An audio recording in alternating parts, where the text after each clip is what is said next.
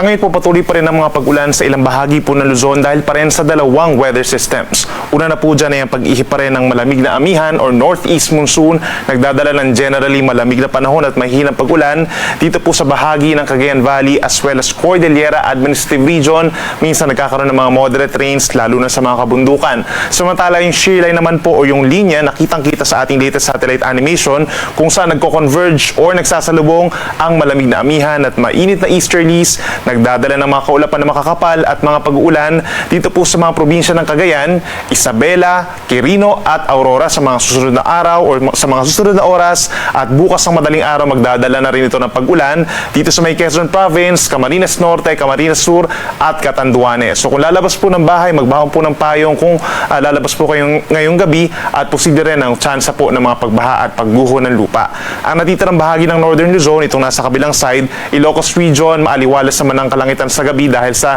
pag-ihip din ng northeast monsoon at may tsansa lamang po ng mga pag-ambon. At ang natitirang bahagi ng bansa kabilang ang Metro Manila, bahagyang maulap hanggang maulap ang kalangitan ngayong hapon hanggang bukas ng madaling araw at sasamahan pa rin ng mga pulupulong pag-ulan lamang or pagkidlat, pagkulog. Base naman sa ating latest satellite animation, wala pa rin po tayong namamataan na panibagong low pressure area or bagyo na papasok ng ating Philippine Area of Responsibility hanggang sa kalagitnaan po yan ng susunod na linggo. However, pagsapit po ng second half ng December, nandyan pa rin yung possibility na hanggang isang bagyo na papasok o mabubuo sa ating Area of Responsibility.